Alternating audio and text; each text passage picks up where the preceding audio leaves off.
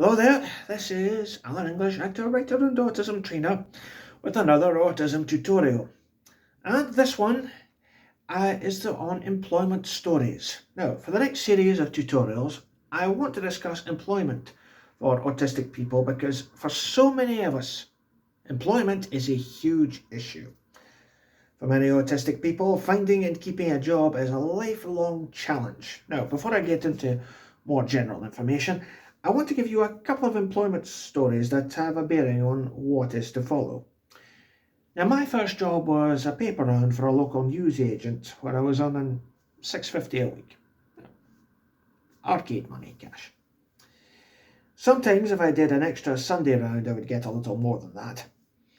And later I took work as a school cleaner and then in a beachfront burger bar. I was fortunate that in these jobs I was able to work on my own and I had management who were understanding enough of my condition. I did have some issues around these jobs, but they were separate personal issues, career anxieties, personal feuds and so forth, but seldom anything to do with the jobs themselves. When I came down to London, I was caught between finding work to support myself and pursuing my acting and poetry passions. These were so fixed in my head it was hard to focus on anything else. And for this reason, I got a lot of rejection along with many fruitless long hours in the library trudging through the internet hunting for work. This was combined with my condition, which I found hard to disclose or even conceal for long periods. I was placed eventually on a job preparation program for autistic people, and they were setting me up for an office job when an offer came through for a part in a touring pantomime.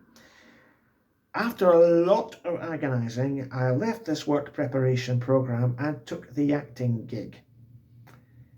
I hated myself for doing this, and it haunted me for a few months afterwards.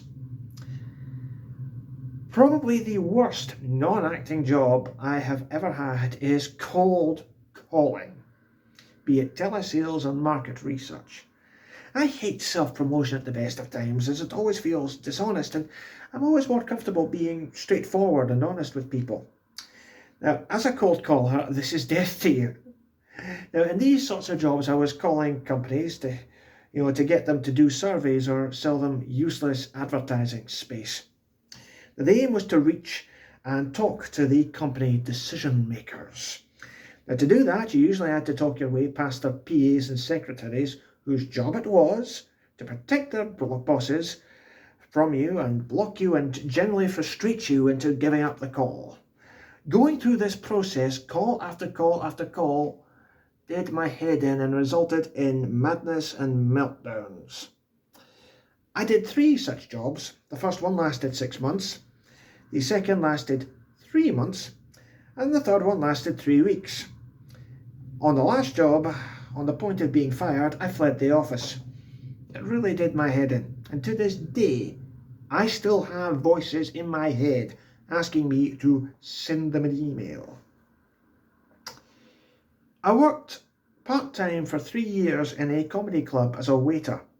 The staff and management there were very friendly and understanding of my condition, and then after 2 years, the management team changed. The people that came in were not as friendly, did not know how to support or manage my condition, and weren't prepared to learn or to deal with me. And they cut my hours in an effort to force me to quit. I did in the end quit, to take an acting gig, no less. Former staff have told me my treatment was unacceptable, and it was down to their not having very good management skills. This was borne out by the fact that a week after I left, the club closed down.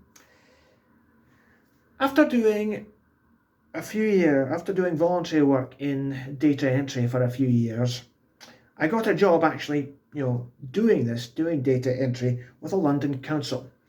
Now, the job was meant to be for 3 months, possibly longer, but I got let go after a week. The reason given was the person I was covering for was coming back was coming back 2 months early. Now, I got home that night to find my benefits were cut and it took me a long time to get them back again.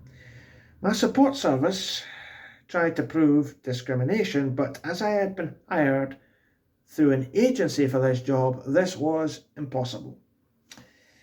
Now, these types of experiences, and I will go into others in the next few videos, they're not uncommon, and they demonstrate the sort of things that can happen to autistic people in the workplace.